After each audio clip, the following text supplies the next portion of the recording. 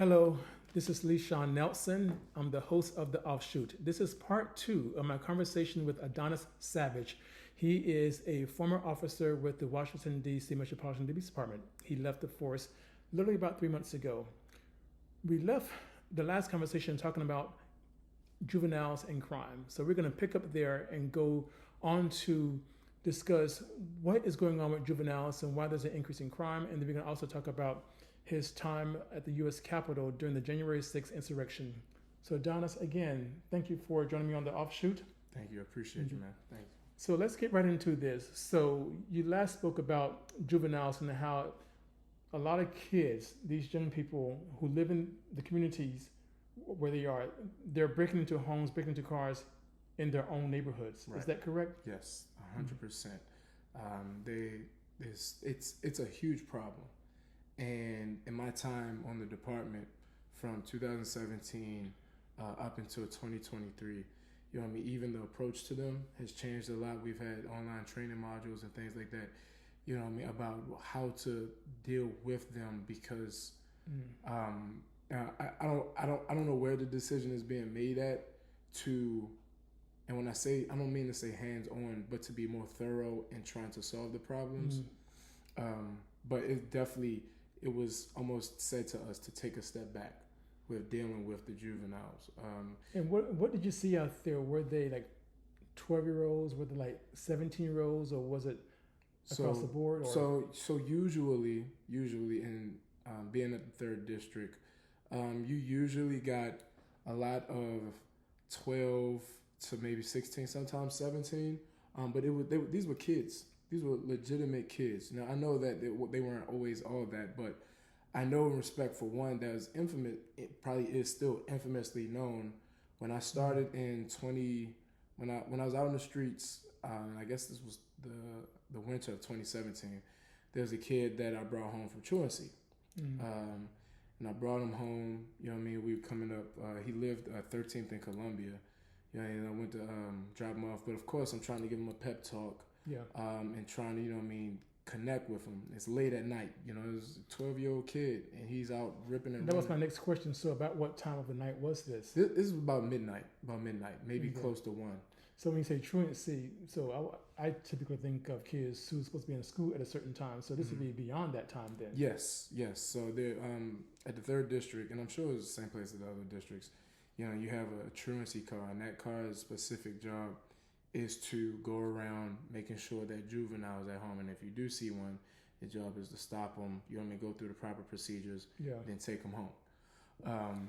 And so I happened to be the truancy car that night, and somebody had went over the radio and said, you know, we found a group of them, which they were, and it was 1 o'clock. They were past 14th and Lord. It wasn't 14th. They were past 14th and U, but the kid lived off of 13th and Columbia, so he was quite a ways down. And so in other words, this young man made his way from a northern part of the city, probably a neighborhood like Columbia Heights, and was heading south toward downtown. Yeah, 100%. So, you know, man, I got him in the car, you know, and asked him some information. That's driving him home and everything like that, you know what I mean? I'm like, I was always type of officer that I'm like, I'm going to try to talk to you, you know what I mean? And maybe this can be a positive encounter for the better. And telling the kid, I was like, is there anything that you like to do that you would want to do when you grow up? He said he wanted to play basketball. I said, there's nothing wrong with that. I'm like, I was a college athlete. I was like, I was an All-American. I said, you might not believe this, but I grew up in Baltimore. He was like, really? I said, yeah. So, you know, people know. He's like, okay, you grew up in Baltimore. I said, yeah, man. I was like, I was in the NFL regional combine. You know what I mean? I've got to travel a lot and do things. You know, so I'm trying to broaden his, you know, his horizons and his perspective a little bit. Yeah. And by this point, he's, you know what I mean? He's no longer the kid that doesn't want to talk to the cops. He's a 12-year-old kid that's hungry and eager to know more. Yeah. So I told him, I was like, you know, you've been out at all times of night. I was like, it's not going to help you to get there. I was like, you got to want more out of life and stay away from certain people. You know, just give them a pep talk. And so I took it upon myself, you know, to when I dropped him off to talk to his mom a little bit. And, I was talking to mom. I was like, you know, I was a little boy growing up, one of 4 brothers.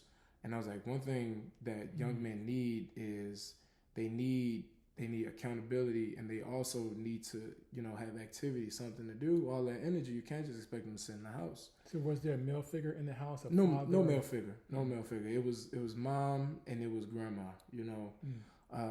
The kid didn't like being at home because he was sleeping on the floor amongst his other cousins and siblings.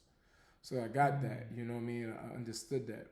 But I told the mom, I was like, if you get him started in sports, so I will even come and support and facilitate some of that. If he would to need some basketball shoes or something, or basketball, you know what I mean? I was like, let me know. So we actually exchanged email with her, and I said, listen, let me know.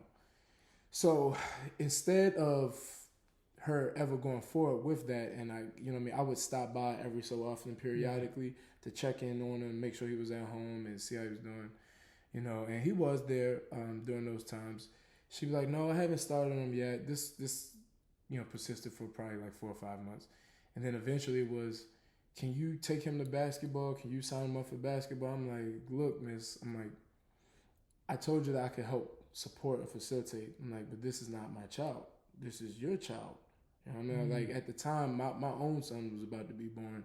So I'm like, my focus outside of here is on that. That's my priority. Yeah. So, but I'm like, this is your kid, and you need to facilitate and to take care of him. I'm like, I can't be his dad because I'm not his dad. I can be a positive male figure, but you have to do your part. She never did though. And unfortunately, the kid continued to get in more trouble, got arrested a few times. We found out that he broke into cars and things like that. So then he became infamously known. Not a bad kid though. Yeah. Not a bad kid, but no guidance, no direction, no boundaries, no support. And so he got left to, essentially the wolves. And so that that looked like a microcosm of what I'm assuming happens a lot with most kids, and if not even worse. Yeah, it sounds like a lot of things there. The mother failed her own child. Yes. Maybe she had some things going on herself, but still, she had an opportunity with you to get her son on the straight and narrow, but she chose not to do that. Right. And of course, the system itself. One of the things that keep coming up in this city is the rec centers.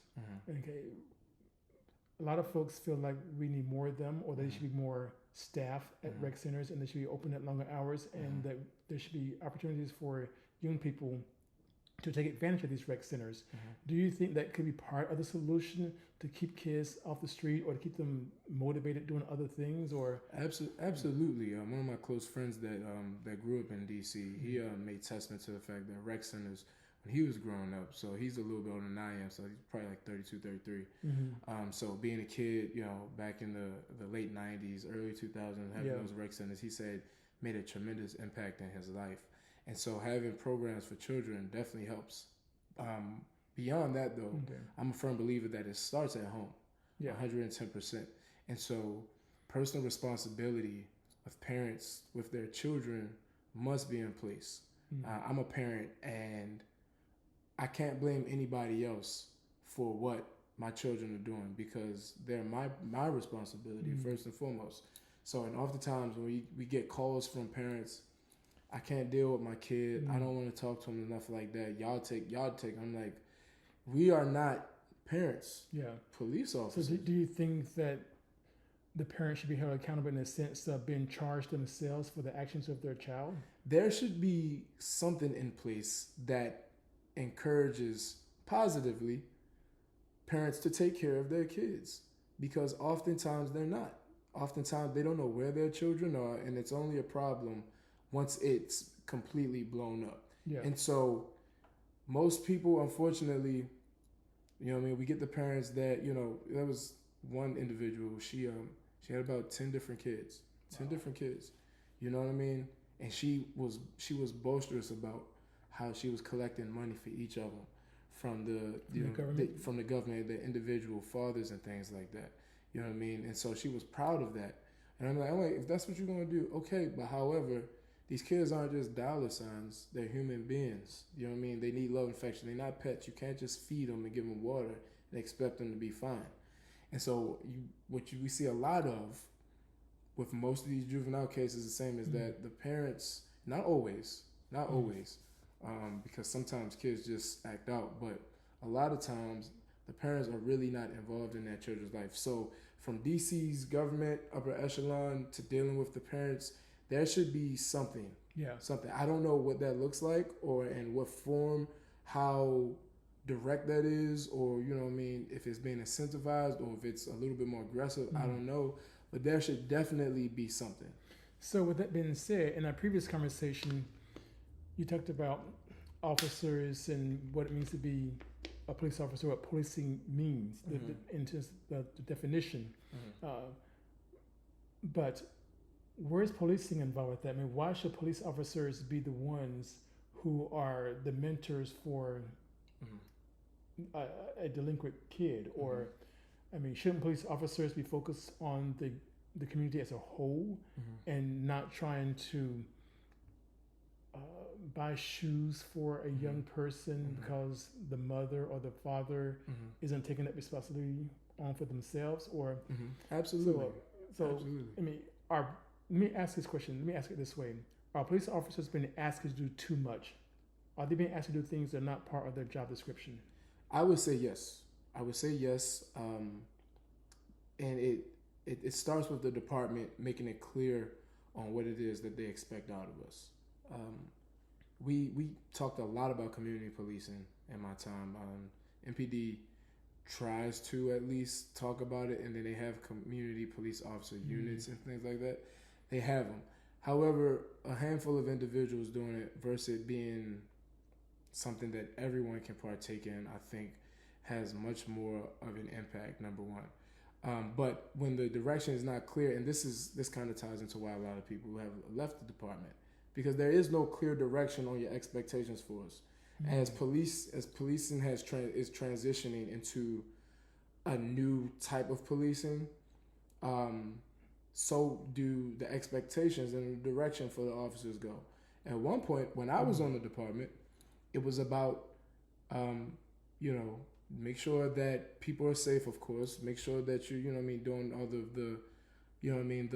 the proper expectations of a law enforcement, which is, if somebody's breaking the law, you know what I mean, arrest them, make sure that you're thorough in your investigations and your reports, deal with people. But, now it's not even that, where it's not even really about the arrests, because so much has happened with policing that the idea was pretty much given to everyone to stop doing stuff, because if you do something, you're going to get in trouble and make the department look bad. Is that because of what we've seen over the last few years with George Floyd, what we've seen over the last few years with the killings of black men police officers? Yes. And so, with that being said, is that also adding to the apathy where people where the leadership has been told, the leadership is telling officers, don't do this, don't do that, and that leaves officers, in a state of limbo as to what to do? Or it puts officers, one, in a state of fear, because from the public, everything is the police officer's fault. The public doesn't see a lieutenant. They don't see, you may see the chief, but you don't see the lieutenants, the sergeants out there, but they're the ones who, they're pretty much managing the low-level officers and things like that. And so from the public, you get, the crime is out of control. I just got my car broken into for the 5th time this week. Y'all aren't doing anything. Yeah. So you got to deal with the frustration of dealing with that. But then on the other end, if you get from the department, I need you guys to be hands off. I need you guys to stop. I need you to think about everything that you're doing. It's almost like it was said without being said. Yeah. I don't want anyone to do anything to mess the department up and make the department look bad. So don't do nothing. But at the same time, with that, the community isn't being protected; they're not being served. Exactly. And you're correct. I mean, I've seen stories of people who said exactly that. Their car was broken into for the 3rd, 4th, 5th time, and there has been no action. There's been no change. Right. Okay. Right. So, is the leadership in the police force, are they hearing these stories? Do they know this is happening? And do they know and understand the frustration of people when their homes are getting broken into multiple times, when their cars are getting broken into multiple times, or when they're being robbed, or when they have fear of their kids just crossing the street. I mean, are they hearing these stories? I believe that the officers care. The police officers, the ones out in the field. The ones out in the field, the ones on the street, I believe they care. A lot of police officers in D.C. have family in D.C., or they're native to D.C., or they come from places similar to D.C., so they get it, they care. But upper management, I truly believe that they do not care. I believe that they care more about glossing things over. Prime example, I was speaking to someone last week, in somewhat of an interview sort of thing, and asked about the crime statistics, you know, and the accuracy of it. You're going to get from Mayor Bowser that this is a safe place to be. You're going to get from Mayor Bowser, you know, come check out these new tourist attractions. It's things that are going to bring money into the city ultimately. But then as a police officer, when you have to deal with a crime that should have been an AWIC or assault with intention to kill, being watered down to a simple assault, you know. That happens? It happens. It happens a lot. Wow. It happens a lot. And there's plenty of officers that have faced it where they change or you make the classification and an official comes and says, this is what it's not going to be. It's like, well, when I'm typing my report. But why would they do that? I mean, why would leadership make the officers do that? Because to me, if that's done, it changes the statistics about what kind of crime is actually happening in the city. For sure. It makes it seem so people's fears are justified. But the data isn't matching the fears because the data's been changed. Right. Because leadership asked you to change it. I'm gonna tell you why it happens, and I got to see this kind of up close and personal. And this was something that dissuaded me from ever wanting to rise in the ranks on the department. So I once saved a man's life. He tried to jump out a window. I pulled him in and everything like that. I got awarded a life-saving medal for it. When you get a life-saving award, you go to shake hands and take pictures with the chief or some of the chiefs on the department when they have their meetings. So when the chiefs have the meetings, they invite you in. I'm shocked they even let officers do it, but you go and you sit in and you wait for the chief to come in, and you got different commanders and different chiefs that are high level there. And based off of what's going on in the city in the respective areas, the time that I went, the chief was leaning in to the lower level chiefs and commanders about the stats, like talk to them greasy, like they not even people. You know what I mean? Talk to them like they small children or something like that. And it shook me. It not shook me that he was talking like that, but it shook me that it was done, because all these chiefs are sitting there essentially walking on eggshells now because the chief wants to look good to the rest of the city. So that sounds like culture. Yeah. That sounds like a toxic culture within the police department. Yes, 110%. It's very toxic. And that trickles down. You know what I was saying, crap rolls downhill. And so I saw that, and then I connected that to the fact of on being on so many different shootings, so many different stabbings and things like that. This isn't what that crime is. It's just this, because we don't have enough to go off and like, the guy obviously was shot. The guy obviously was stabbed. You know what I mean? This was obviously an armed robbery, but we're going to take it down a notch because, for one, it doesn't come back to the chief, and if it does, the chief has to report to the mayor, and they work in cahoots. Yeah. So we want to give the idea that the city is safe. Is there some kind of quota or something to say that they're given to say that, okay, you got to have this number of carjackings or whatever, or you got to have this number? If it exceeds that number, the officers have been asked to kind of change the report. Well, I've never been asked to change a report. They'll tell you what the classification should be, and by MPD departmental policy, you have to go off of the command of your supervising officer. Yeah, but you may not have changed the report, but if you've been told to report a crime as a lesser violent act than another, then isn't that kind of changing the data? Well, it is. And so what we would do as officers is, the ones that I knew, we would write per lieutenant whoever or per sergeant whoever, he or she has stated that the classification of this crime is this. You know, a lot of, in fact, I walked in on a roll call once where a sergeant was expressing why she didn't like that officers were doing that on the department.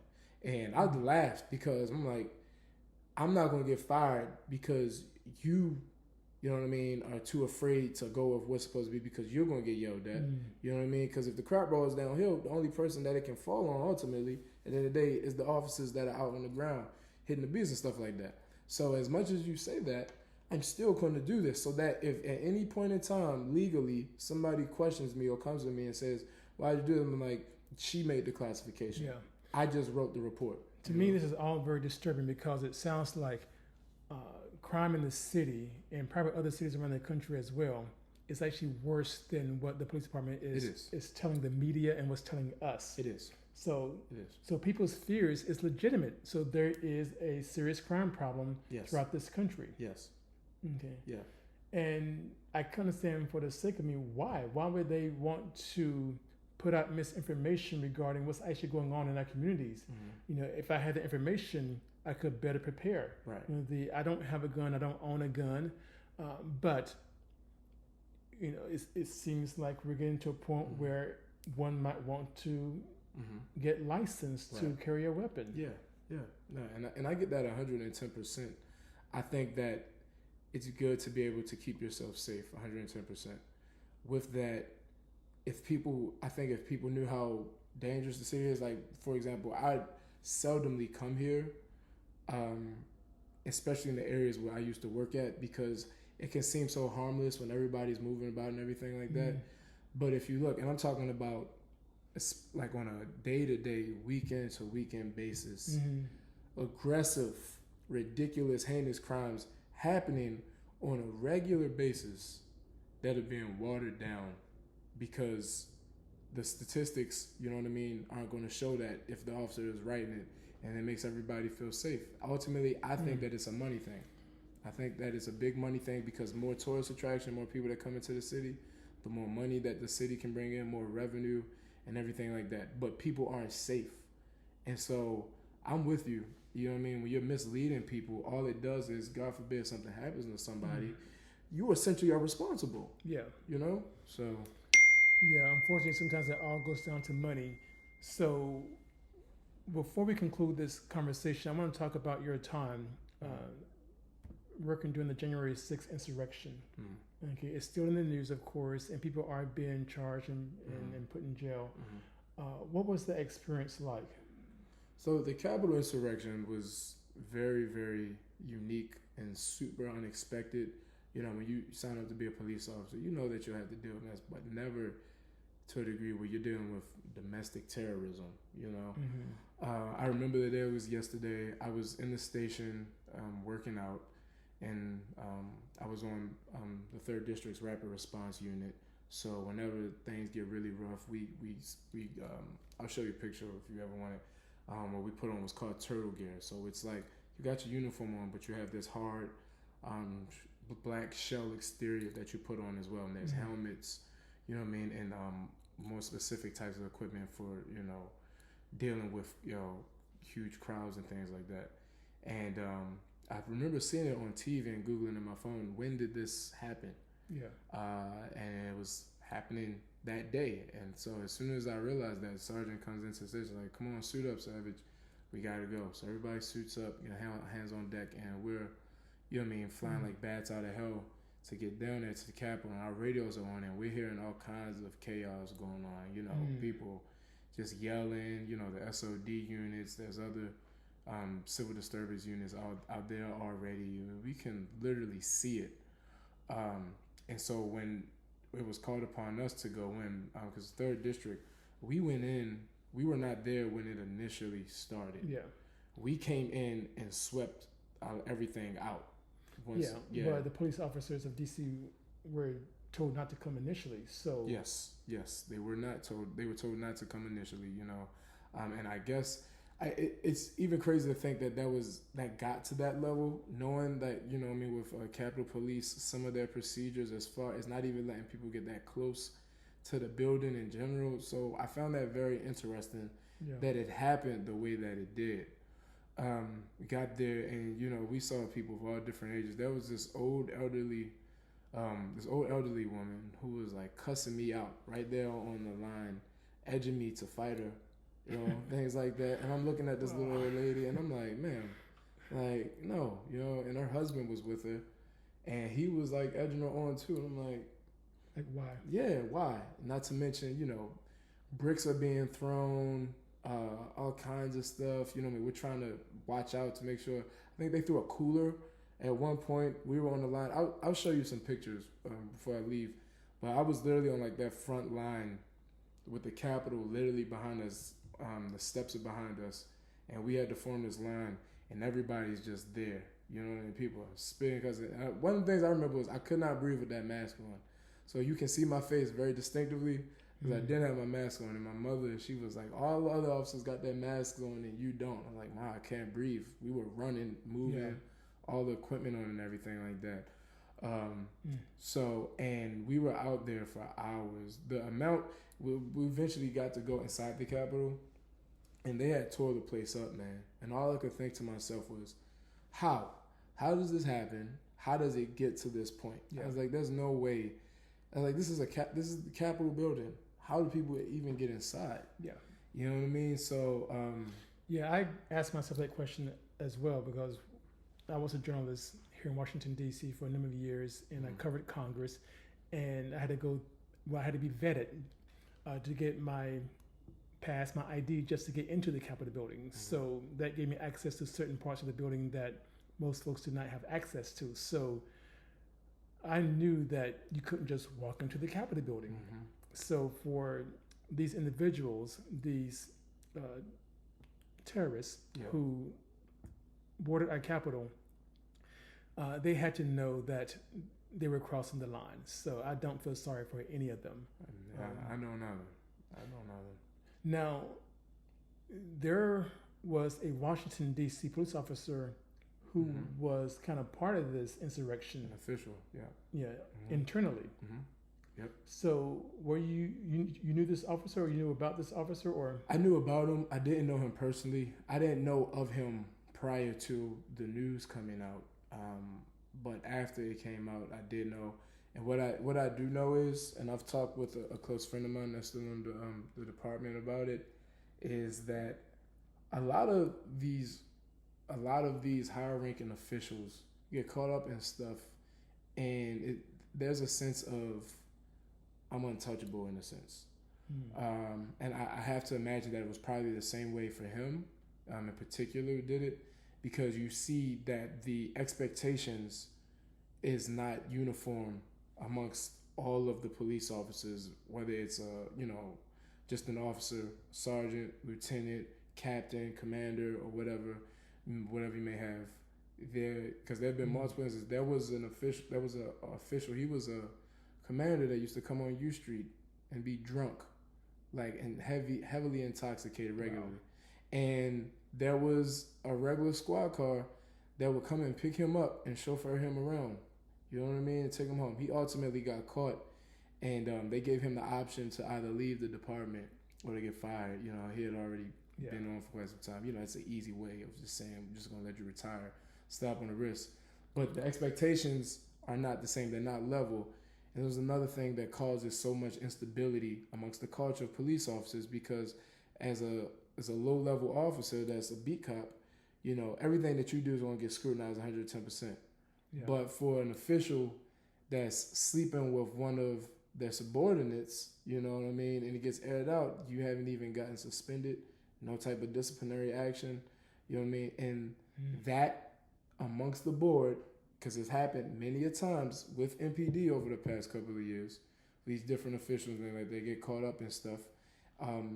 You know what I mean? And they had to have been doing it for a while. Yeah. And people know about it. Other people know about it, but nothing is done about it. And it goes back to that toxic culture we talked about. Absolutely. There was last year, I believe, there was I can't remember his name. He got caught in Florida.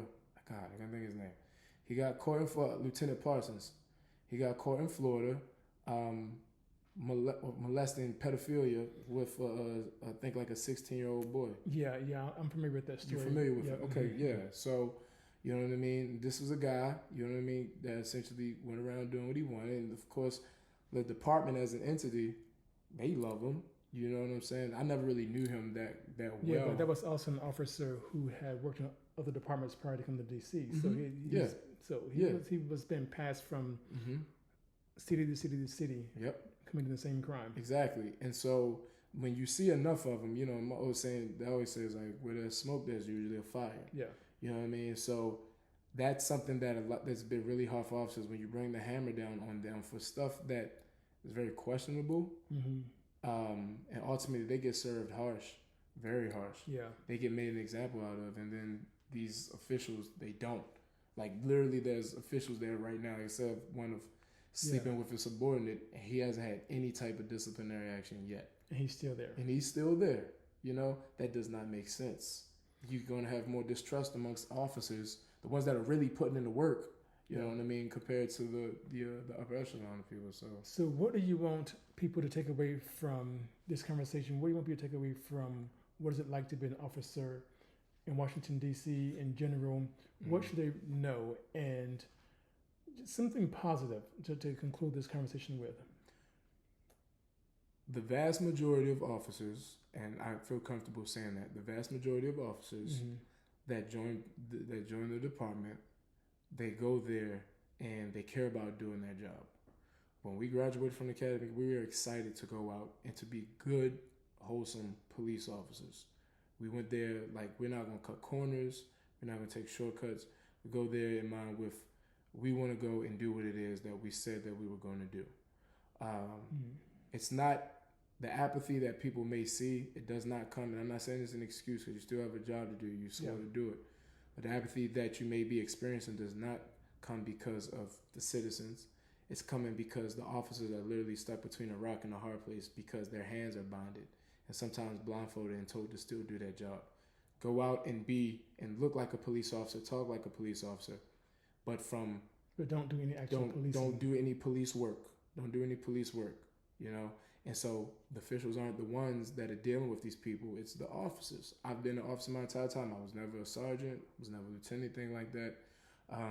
So it puts us in a tight bind, and that in itself will be frustrating because on one end you're told to do something, you're putting a badge on, you're putting a vest on, you have a gun on your waist. People are already going to receive you with some sort of critical, you know what I mean, type of judgment, whether it's good or bad.